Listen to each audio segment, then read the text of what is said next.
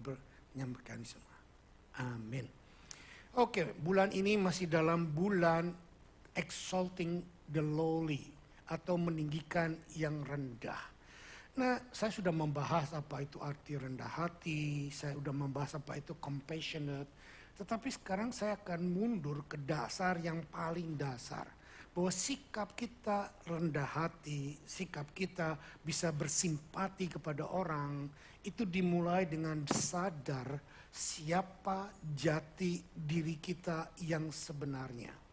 Nah, banyak orang meninggikan dirinya, meninggikan kemampuannya, pencapaiannya, tetapi mereka lupa siapa jati diri mereka yang sebenarnya.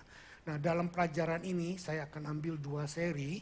Ini 5-6 tahun yang lalu saya pernah khotbahkan, tetapi secara general sangat-sangat general banget. Kali ini saya akan lebih breakdown dengan lebih terperinci supaya lebih nyantol, lebih masuk, dan lebih detail. Nah, kalau saudara mau suka khotbahnya adalah gambar dan rupa Allah. Ini adalah salah satu ayat yang sangat-sangat saya gemari. Kalau saudara sudah berjemaat di sini lama, saudara tahu ini adalah ayat kebangsaan saya.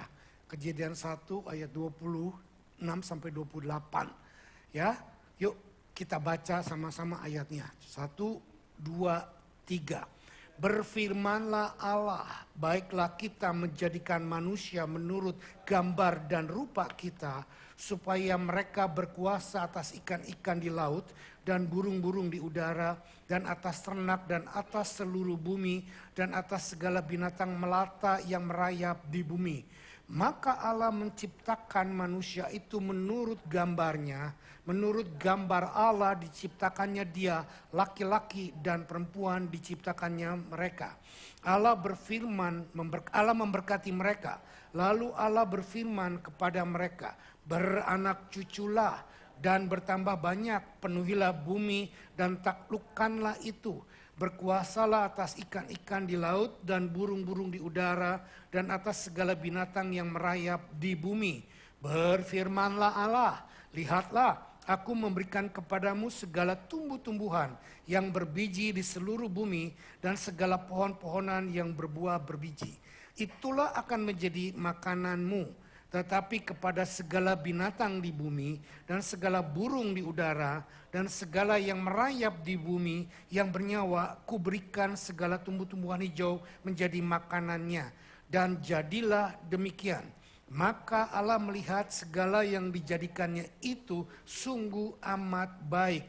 Jadilah petang dan jadilah pagi. Langit dan bumi dan segala isinya, ketika Allah menyelesaikan pekerjaan yang dibuatnya itu, berhentilah ia pada hari ke-7 dari segala pekerjaan yang telah dibuatnya itu, lalu memberkati hari ke-7 itu dan menguduskannya, karena pada hari itulah ia berhenti dari segala pekerjaan penciptaan yang telah dibuatnya itu. Nah, Bapak Ibu Saudara dan anak-anak yang saya kasihi, inilah sebetulnya, ini ya saya ya, saudara boleh nggak setuju, tapi saya sangat meyakini ayat-ayat ini adalah dasar pengertian dari seluruh pelajaran Alkitab yang ada.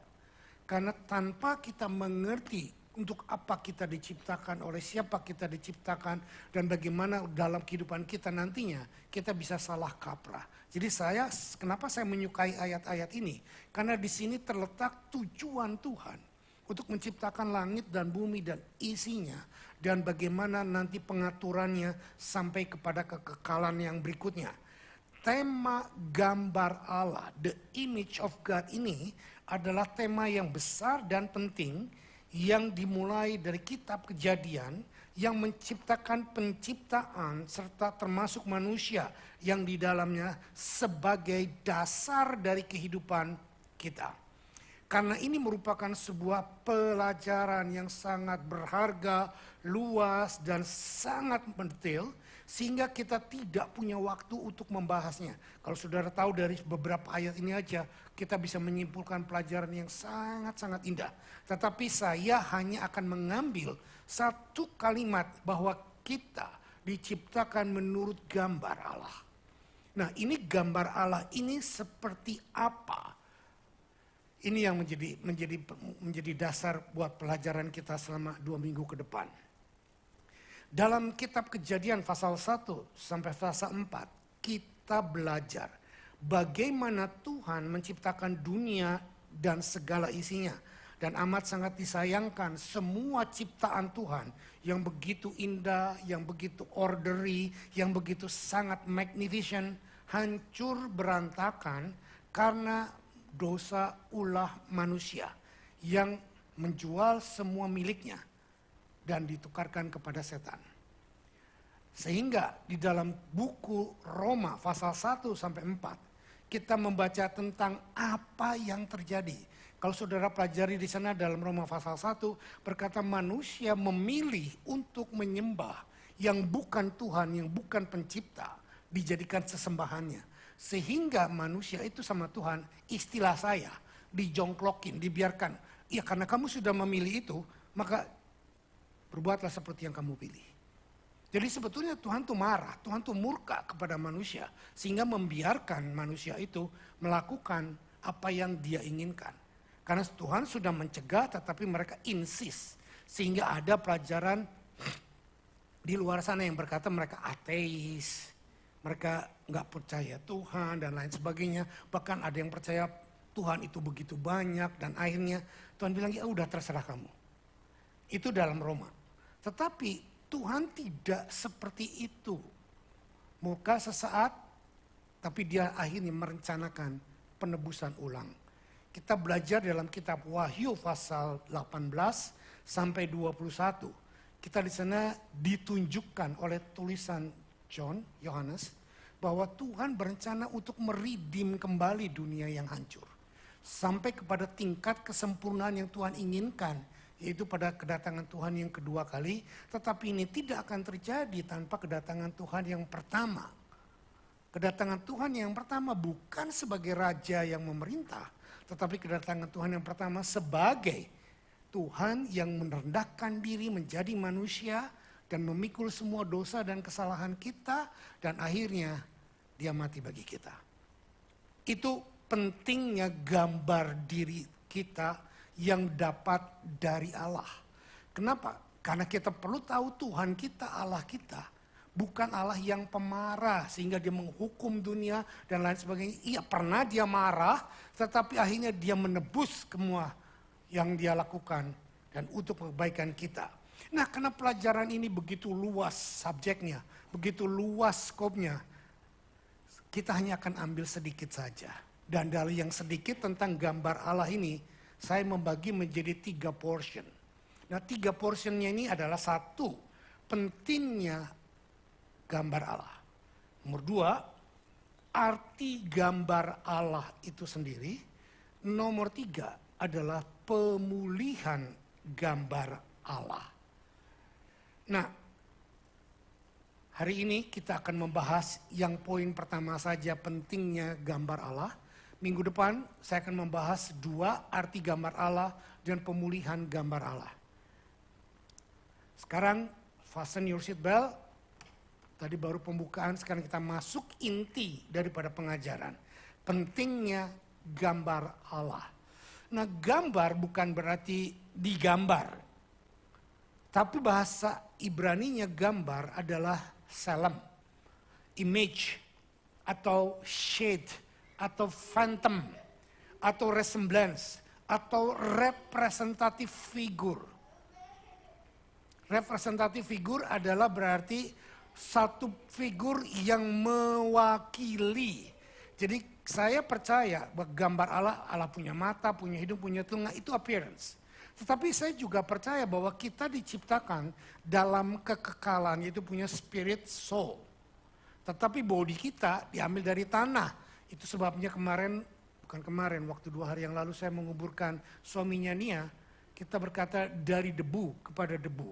Itu adalah bodinya. Tapi spirit and soul dari suami Nia, John, sudah bersama Tuhan dalam kekekalan. Nah ini yang kita lihat adalah dimensi kekekalan. Pengertian ini sangat penting untuk kita menjalani kehidupan kekristenan kita di dunia ini dan selanjutnya. Alkitab berkata bahwa setiap manusia diciptakan menurut gambar dan rupa Allah. Perhatikan, setiap. Jangan menyempitkan arti ini bahwa hanya anak Tuhan yang menurut gambar dan rupa Allah. Pengertian anak Tuhan yang sudah bertobat menjadi Kristen. Tetapi orang dunia, gender apapun itu diciptakan manusia. Saudara jangan tanya, Pak bagaimana dengan yang bencong? Tuhan tidak menciptakan bencong. Ya, enggak, nanti kita akan bahas itu pelan-pelan. Tetapi yang Tuhan ciptakan adalah keadaan kita. You are Chinese, you are Indonesian, you are Javanese, you are Batak, you are Sundanese, you are Balinese. We are God creation. Ini yang penting. Setiap orang memiliki kemuliaan Tuhan yang kokoh, objektif dan tidak dapat dikurangi, tidak dapat didiskon. Meskipun orang itu menyembah berhala, menyembah setan, dia tetap adalah ciptaannya Tuhan. Mengapa kita sangat penting untuk mengerti pengertian penciptaannya Tuhan? Karena dunia di sana, bahkan sekolah-sekolah tinggi menawarkan, sains mengatakan bahwa manusia adalah makhluk yang kompleks. Tetapi sama sekali tidak ada dasar ilmiahnya untuk mengatakan bahwa Anda memiliki martabat, bernilai, dan jati diri yang luhur. Satu sisi sains berkata Anda adalah makhluk yang berharga. Tapi sisi lain, sains berkata, kamu tidak punya gambar apapun karena kamu adalah makhluk kecelakaan. Kamu adalah produk evolusi yang tidak didesain untuk melakukan sesuatu apapun. Kamu adalah produk dari boom, Big Bang. Dalam masyarakat kita, dalam masyarakat sekuler, semua ahli terapi akan memberitahu kepada kita, oh ya kamu berharga. Kamu punya hak asasi, Anda memiliki martabat, Anda memiliki nilai, Anda manusia yang berharga. Tetapi filosofi ini tumpang tindih, betul nggak? Tumpang tindih. Kenapa? Karena mereka sebetulnya tidak percaya Tuhan dan mereka tidak percaya ada gambar Tuhan. Kalau mereka menolak Tuhan, mereka akan berkata bahwa aku ini cuma produk yang tidak ada pentingnya. Aku ada atau nggak ada, doesn't matter. Sehingga kalau ditanya setelah kamu mati kamu mau kemana, mereka nggak akan pernah bilang, mana ada kehidupan setelah kematian. Tidak demikian. Tetapi yang jelas sekarang penting kita mengerti. Pada waktu Allah menciptakan kita, dengar baik-baik, Allah tidak sedang menciptakan atau membuat sampah.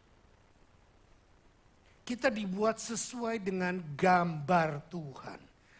Tidak peduli siapa Anda atau apa yang telah Anda lakukan atau dosa apa yang telah kita perbuat. Tidak peduli seberapa rendah keberadaan Anda sekarang. Anda adalah tetap gambarnya Tuhan dan Anda tidak berubah menjadi gambarnya orang lain. Anda tetap berharga baginya, Anda sangat berharga. Yang mengerti katakan amin. Saya ambil contoh.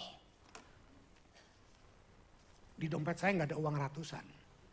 Adanya 50-an. Uang $50 berharga $50, betul? Dilipat, dilecak-lecak. Apa kurang harganya? Dipres, diinjak. Apa kurang harganya? Ketetesan gula, ketetesan cuka, ketetesan lumpur, kotor, dipegang orang yang dagang ikan asin. Apa kurang harganya? Kenapa bisa begitu? Karena ada standar value yang nempel. Karena ada standar value yang nempel. Nggak peduli berapa kotor hidupmu. Nggak peduli berapa demek, apa dah. Remek hidup Anda seperti ini. Di mata Tuhan, Anda tetap berharga dengan nilai yang Tuhan berikan. Tidak peduli agama apa. Tidak peduli latar belakang suku Anda apa, pendidikan Anda, social culture Anda apa. Tidak peduli gender Anda siapa. Gender cuma 2 ya, nggak ada ketiga. Mesti di garis bawah itu, gender cuma 2. Anda tetap berharga di mata Tuhan. Tidak peduli Anda lagi dihamil, lagi dikandung, masih embrio. atau baby yang baru lahir yang belum bisa apa-apa. Tidak peduli orang tua yang sudah pensiunan, yang sudah ada di palliative care. Yang dokter bilang sudah tinggal nunggu waktunya saja. Anda tetap berharga di mata Tuhan. Amin. Ini pengertian ini dasar sekali dan harus kita pegang. Saya tidak menyimpulkan ini berdasarkan keyakinan saya sendiri. Mari kita baca ayatnya. Kolose 3 ayat 9 sampai 10 yuk. 2, 3. Jangan lagi kamu saling mendustai. Karena kamu telah menanggalkan manusia lama serta kelakuannya. Dan telah mengenakan manusia baru yang terus menerus diperbaharui. Untuk memperoleh pengetahuan yang benar menurut gambar Khaliknya. Tetap berpegang teguh kepada prinsip firman Tuhan yang sudah menciptakan kita dan terus akan memperbaiki dan mempertahankan kita sebagai ciptaannya yang sangat berharga. Karena kita diciptakan menurut gambarnya Dia. Saudara, value kita, nilai kita bukan ditentukan oleh gelar akademis kita. Value kita, nilai kita tidak ditentukan dengan kamu lahir dari suku apa. Value kita, nilai kita tidak ditentukan. Kamu warna kulitmu apa.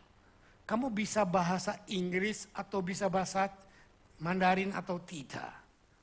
Value kita ditentukan kalau kita tahu bahwa kita adalah jati dirinya Tuhan.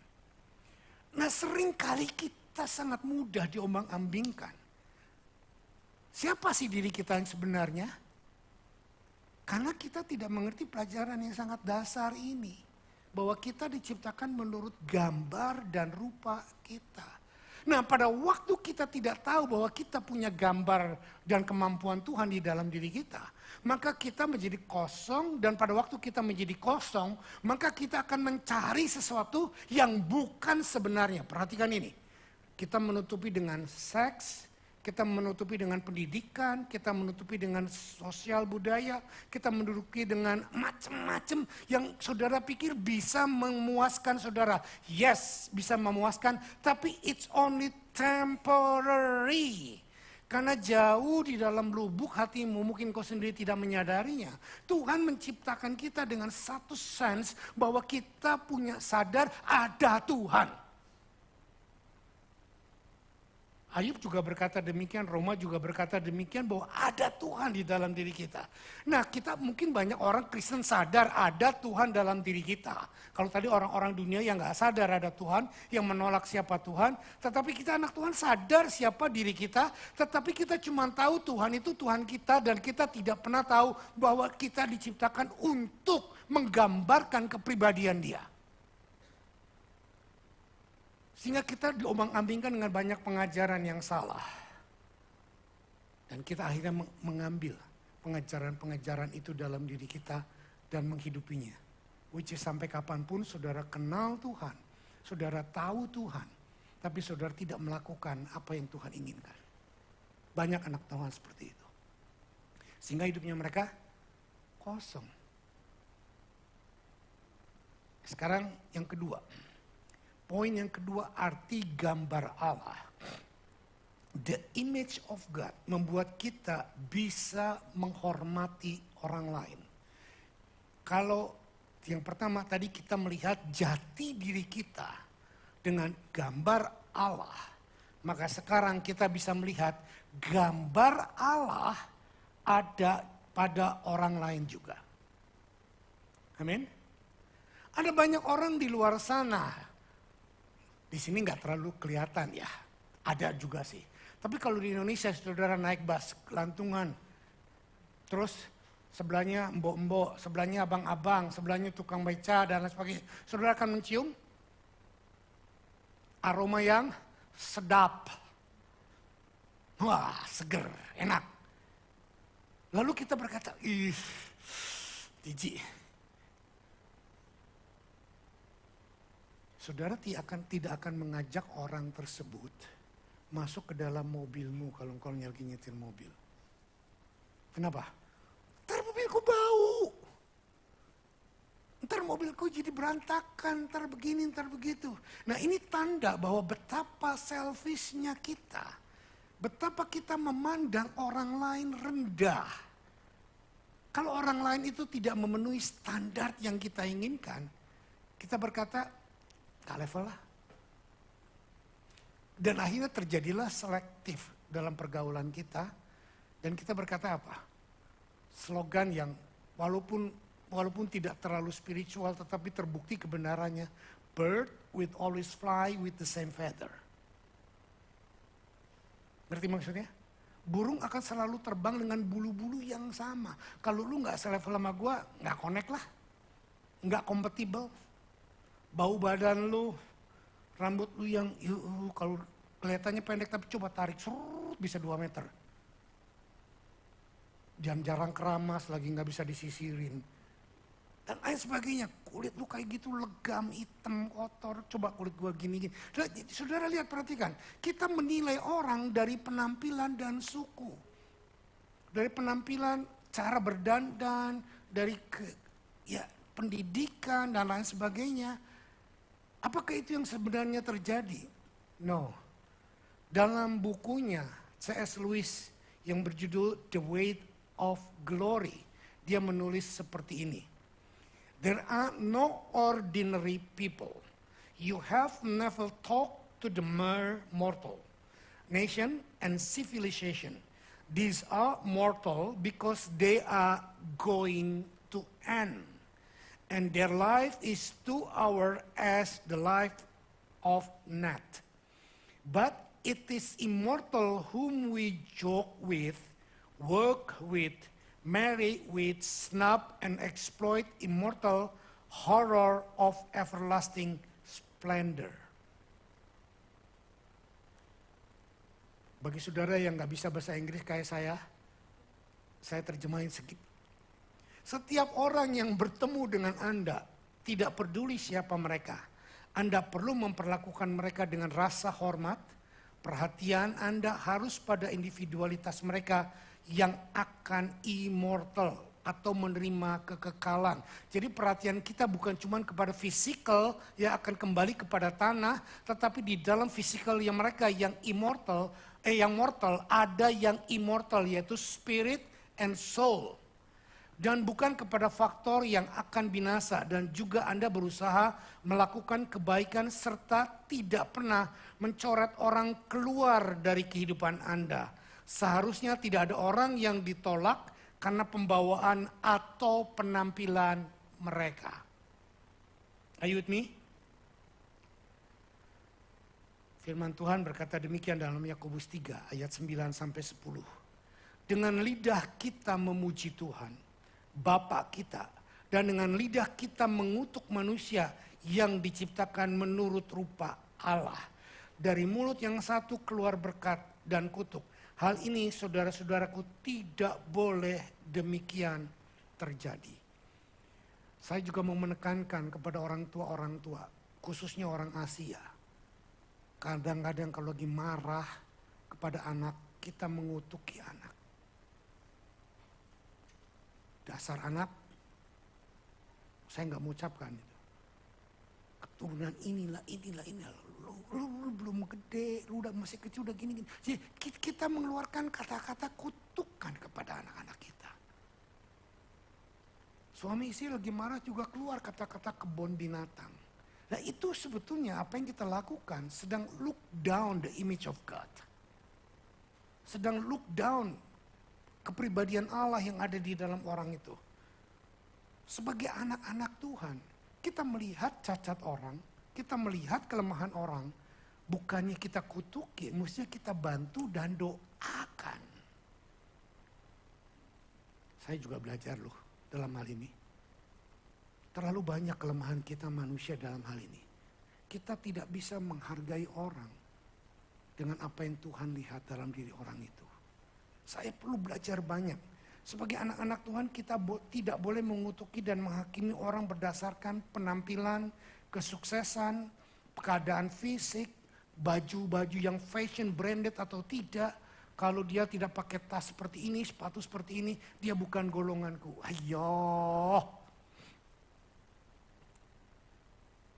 Ini loh, society sekarang, masyarakat sekarang sedang di cultivate dengan keadaan yang seperti ini. Dan itu masuk ke dalam budaya gereja. Bukan salah datang ke gereja memakai pakaian terbaik. It's okay, tetapi bukan untuk show off. Untuk mengatakan syukur kepada Tuhan. Juga salah kalau saudara datang ke gereja pakai piyama, pakai sandal jepit, saya suruh pulang. Saudara ngerti maksud saya, nangkep maksud saya? Mari kita lihat orang dengan sikap standar bahwa keberadaan orang itu walaupun tidak sesuai dengan standar kita, dia adalah juga ciptaan Tuhan. Dia punya image-nya Tuhan. Kita bisa melihat orang baik dalam keadaan tinggi maupun dia dalam keadaan rendah. Karena kita tahu dia nggak beda sama aku. Sama-sama ciptaan Tuhan. Amin. Amin. Yang ketiga sekarang. Hak-hak masyarakat sivil. Tadi kita melihat diri kita dan melihat orang di sekitar kita. Sekarang kita lihat bagaimana hak-hak masyarakat sipil. Dari mana datangnya gagasan hak asasi? Kita sering berpikir itu banyak sekali di dunia barat ya. Dunia barat berkata bahwa hak asasi sehingga bos pun, CEO pun kita panggil namanya. Enggak pakai nunduk-nunduk sir, master dan lain sebagainya, enggak. Jadi kita melihat itu persamaan hak ada di western culture. Yes and no. Yes benar, but no tidak sepenuhnya benar. Nah, saudara tahu dari mana pandangan western culture, pendidikan culture yang bisa menghargai orang? Dari Aristoteles. Filsuf Yunani. Filsuf Yunani ini sumber daripada hak asasi manusia yang melihat orang dengan kesetaraan sama. Tetapi dia sendiri percaya dan meyakini bahwa masyarakat itu tidak semua sama. Dia menyetujui adanya perbudakan waktu-waktu zaman Romawi. Wow, saya kaget waktu membaca literaturnya. Saudara, siapa yang memperbudak orang-orang? Orang kulit putih. Mereka mengambil orang-orang dari Afrika, dari Asia dijadikan budak. Tidak punya hak, tidak punya harga. Jadi tumpang tindih enggak? Tumpang tindih. Nah, dari mana sebetulnya datang ide menghargai orang dengan sesama hak asasi? Bible. Dari gambarnya Allah. Maaf. Kita orang Indonesia. Di Indonesia sangat kelihatan sekali perbedaan culture ini. Maaf saya nggak merendahkan para ART, asisten rumah tangga, para sopir dan lain sebagainya. Kita sering menganggap mereka seperti second class atau third class. Makan pun kita bedakan. Kita makan ayam, dia makan sayur. Posisi pun kita bedakan, makan nggak boleh bareng dan lain sebagainya. Saudara, ini adalah sistem Greco-Romano Empire. Mereka melihat budak itu dibunuh saja tidak ada artinya. Mereka melihat keadaan-keadaan di sekitar kita, masyarakat itu punya susunannya. Nah, sekarang kita lihat latar belakang apa yang Alkitab katakan tentang tatanan sosial. Kejadian 9 ayat 5-6. Tetapi mengenai darah kamu, yakni nyawa kamu, aku akan menuntut balasnya. Dari segala binatang aku akan menuntutnya, dari setiap manusia aku akan menuntut nyawa sesama manusia. Siapa yang menumpahkan darah manusia, darahnya akan tertumpah oleh manusia. Sebab Allah membuat manusia itu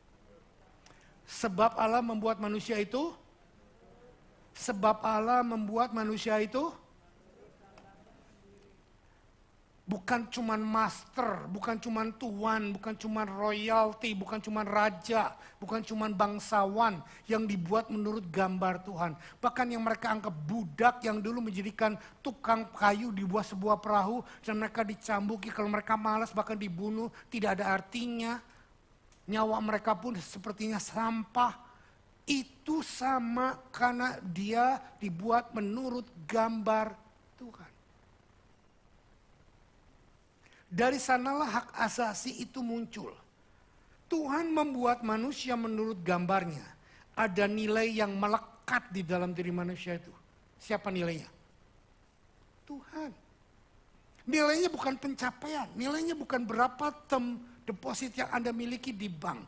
Nilainya bukan berapa gelar akademis yang Anda miliki. Anda juara atau tidak juara di kelas atau di sekolah, Anda orang hebat atau tidak di masyarakat. Bukan itu nilainya. Nilainya adalah, seperti saya katakan tadi, uang ini dalam keadaan apapun, di mata Tuhan nilainya sama.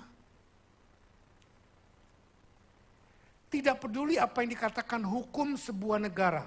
Tuhan menjadikan setiap manusia menurut gambar Tuhan. Dan karena itu mereka memiliki martabat yang sama.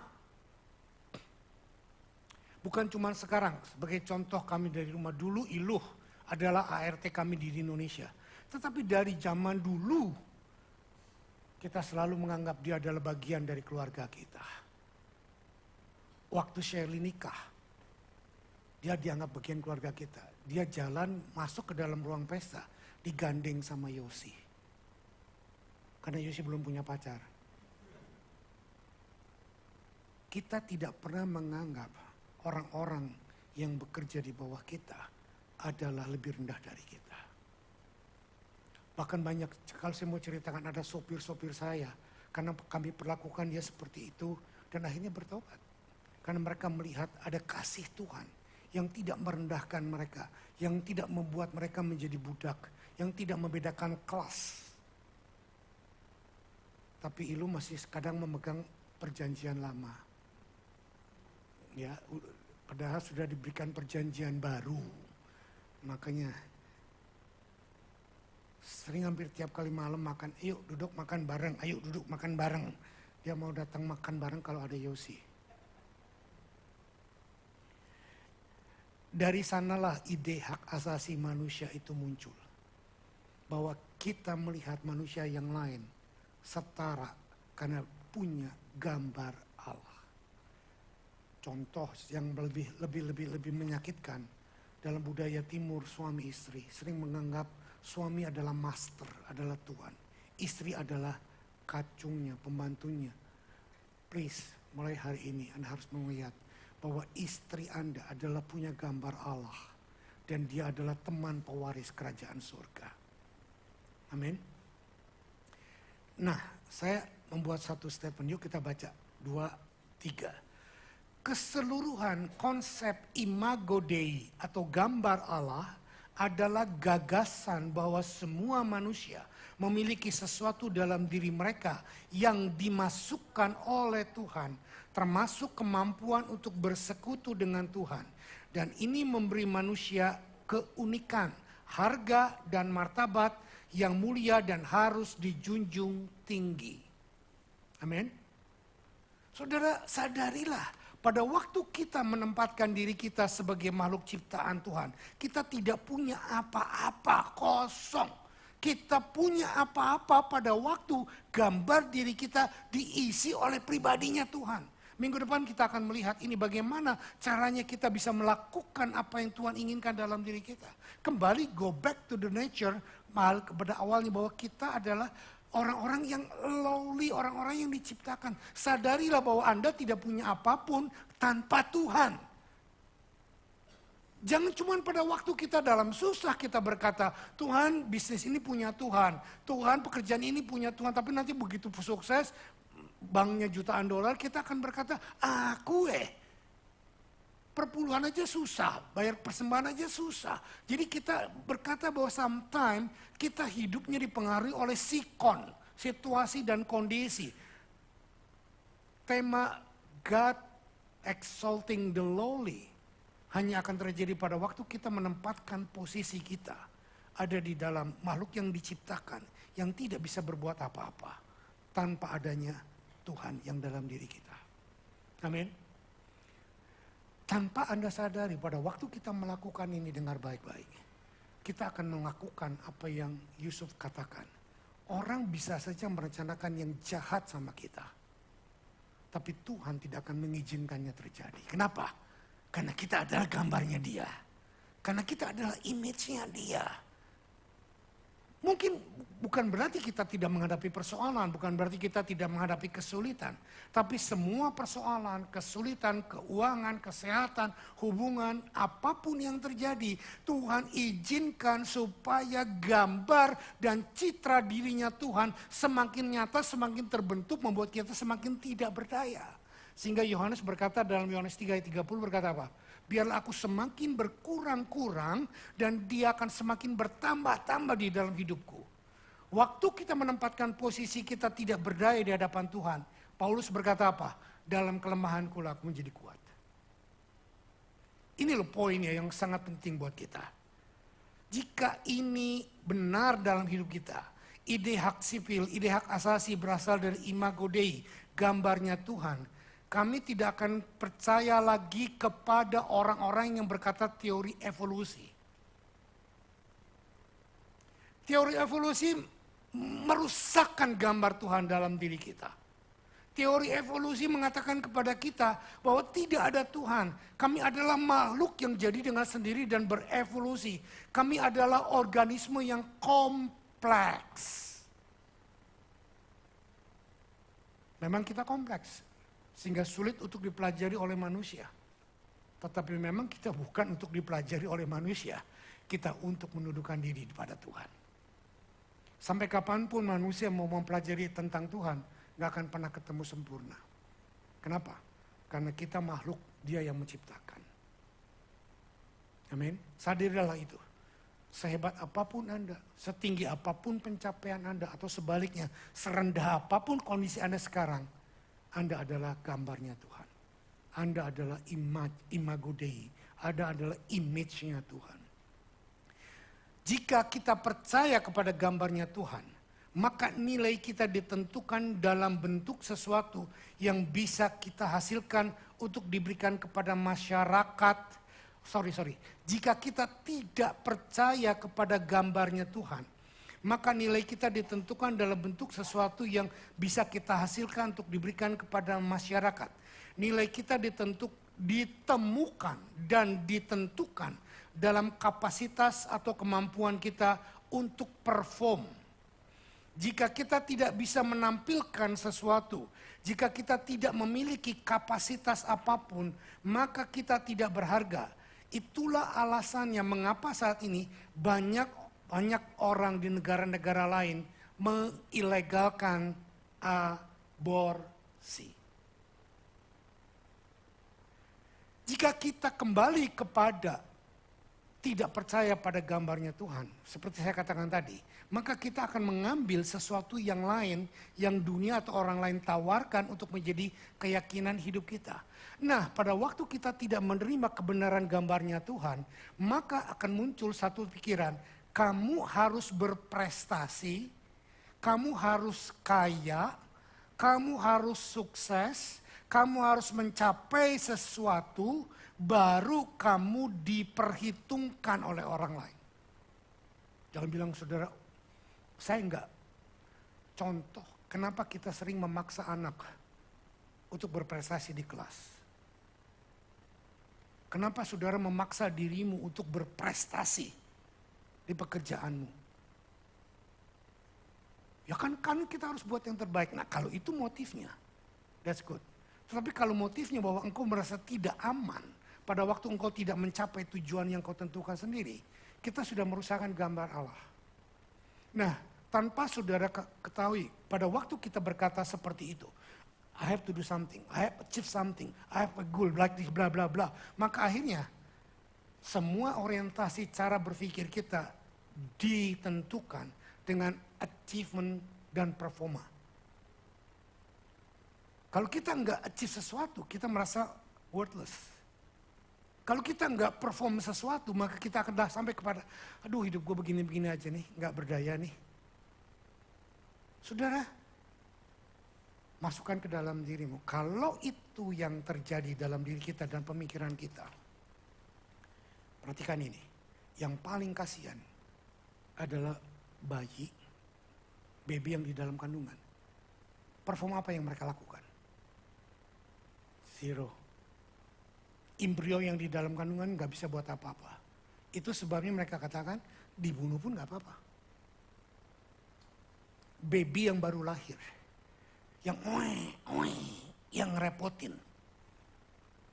belum perform apa-apa, dibunuh pun gak apa-apa.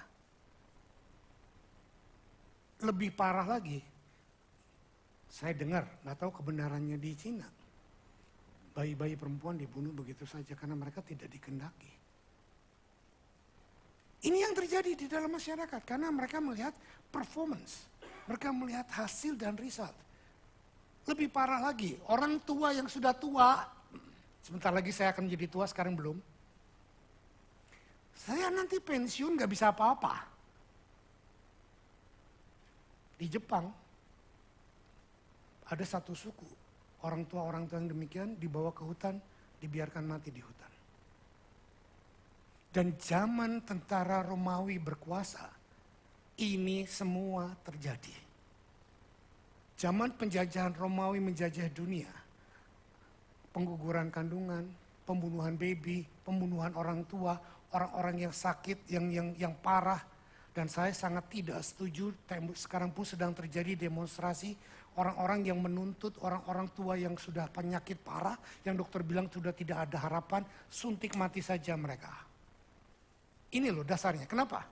Karena mereka tidak melihat kehidupan yang kekal ada di dalam diri orang ini. Mereka tidak melihat gambar Allah yang ada di dalam diri mereka. Yang kelihatannya tidak berguna ini. Buat apa dia ngerepotin? Udah gak punya hasil kok. Udah gak produktif kok. Ngapain terus-terusan? Biaya keluar. Ngerepotin aja. Suntik mati aja beres. Nah saudara, inilah yang terjadi. Dunia sekarang sedang menuju ke arah sana. Itu yang pertama. Yang kedua, bagi kita yang merasa diri kita rohani. Dengar baik-baik. Kita against aborsi. Kita against pembunuhan bayi-bayi. Tapi kita berkata kepada mereka, kamu yang melakukannya najis, jijik. Itu sama saja. Sama saja. Kita melihat orang sesuai dengan level kita. Kalau kamu benar, aku hargai. Kalau kamu dosa, aku nggak hargai. Saudara, inilah dua kubu yang ada di gereja dan di luar sana. If you perform well, if you praying well, if you reading well, if you doing well, you are the son of God, you are the image of God. But if you are not doing that, apalagi saudara menggugurkan kandungan, apalagi saudara homo, apalagi saudara lesbi, apalagi saudara begini begitu.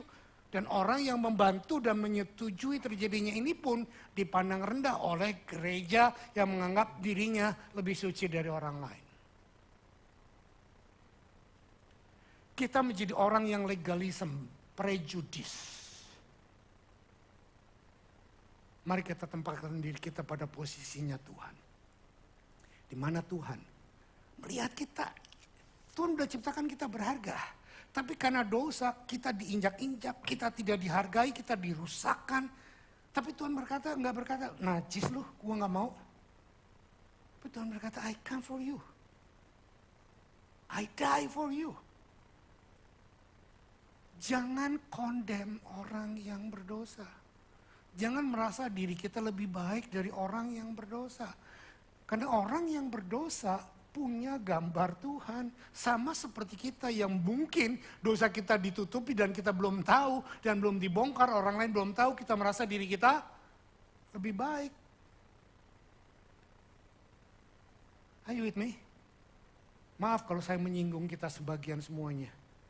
Tapi inilah kebenaran yang harus kita jalani dalam hidup kita. Enggak ada satupun manusia yang baik. Enggak ada satupun manusia yang hebat. Mari kita belajar untuk melihat orang dari image-nya Tuhan. Apa yang terjadi kalau kita serius sungguh-sungguh mempraktekkan ide gambarnya Tuhan. Pertama-tama, terlepas dari apa yang hukum atau negara mana katakan. Kita akan tahu bahwa aborsi, kecuali untuk menyelamatkan nyawa seorang ibu, adalah pelanggaran gambarnya Tuhan. Kok nggak ada amin? Semua diem, ketampar ya. Peng, peng.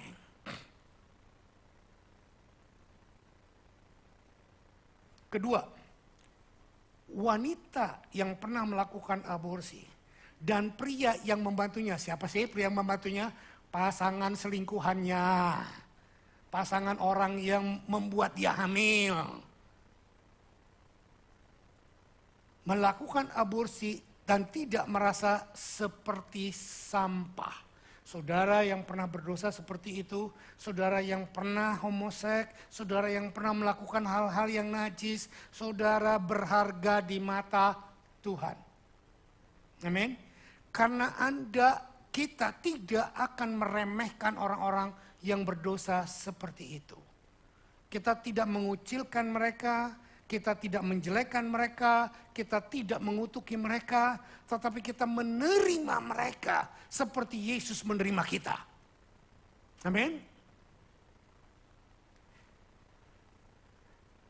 Ini solusi yang saya sodorkan buat kita.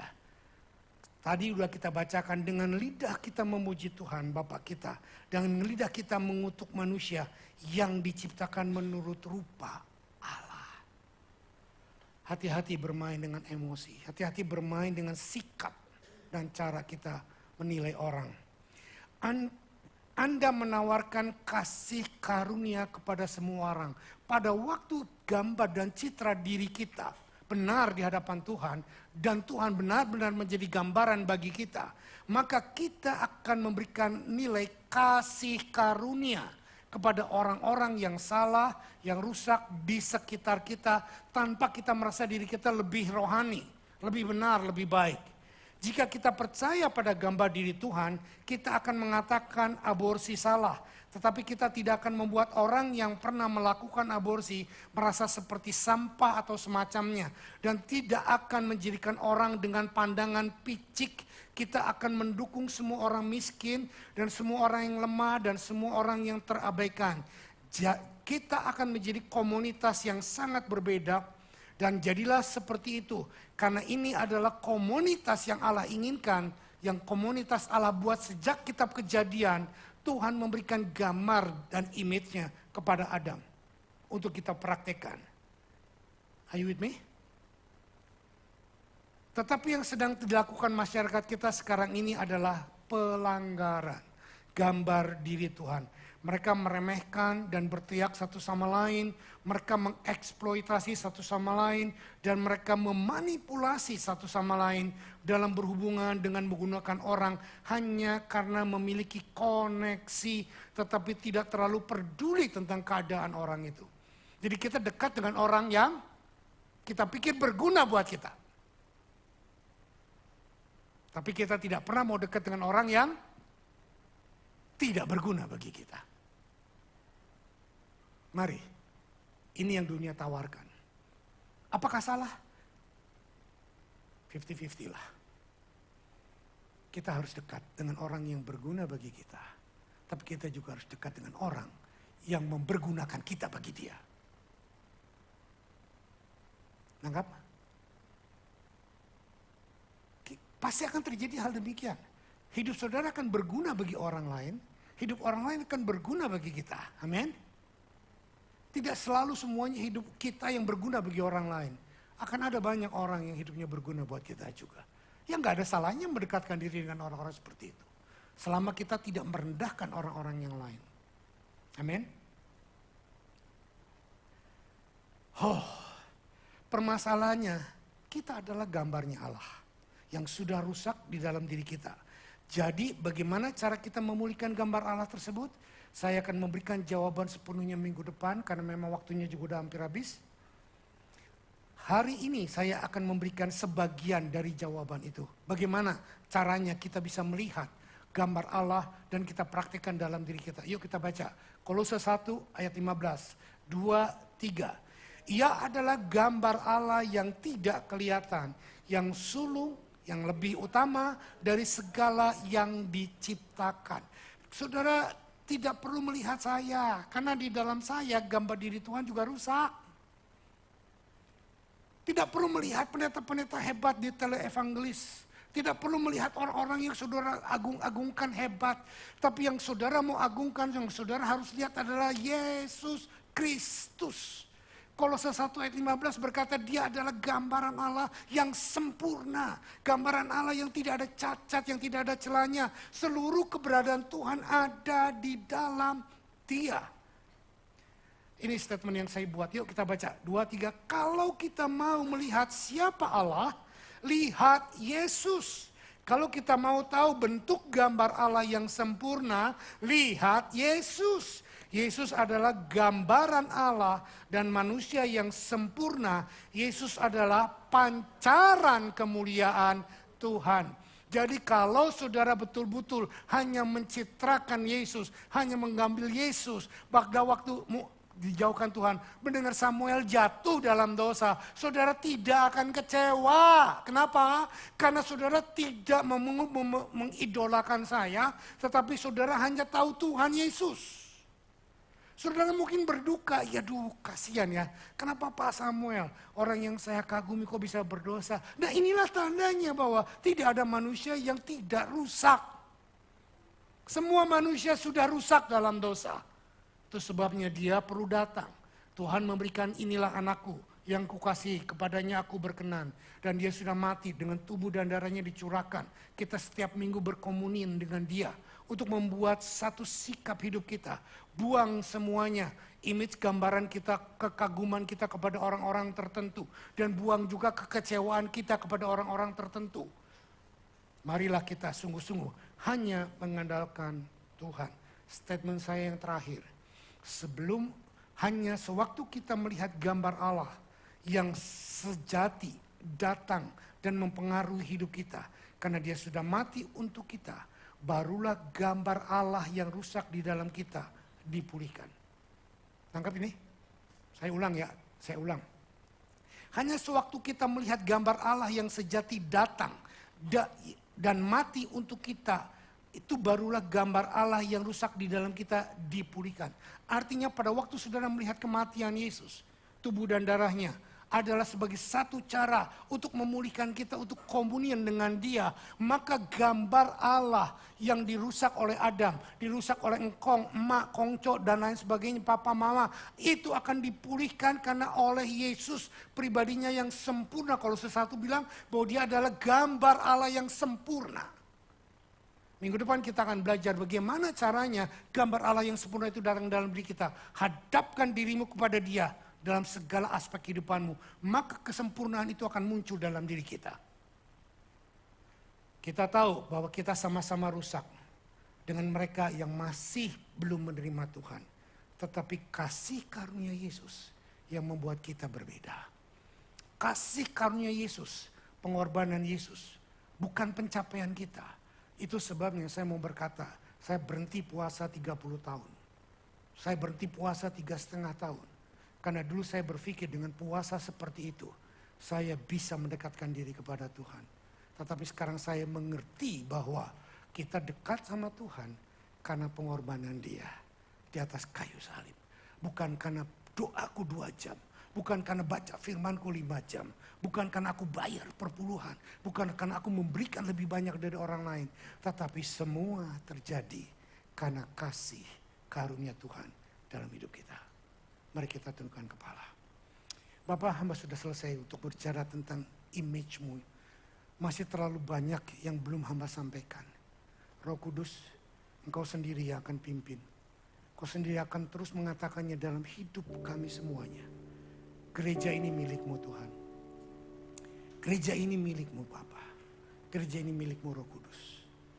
Biarlah semua kami baik yang ada di sini maupun yang mendengar lewat online. Kami terus berhadapan dengan citra diri-Mu. Gambar diri-Mu ya Yesus. Engkau yang Raja. Engkau yang Tuhan. Kau tinggalkan semuanya. Kau korbankan darah-Mu. Kau biarkan tubuh-Mu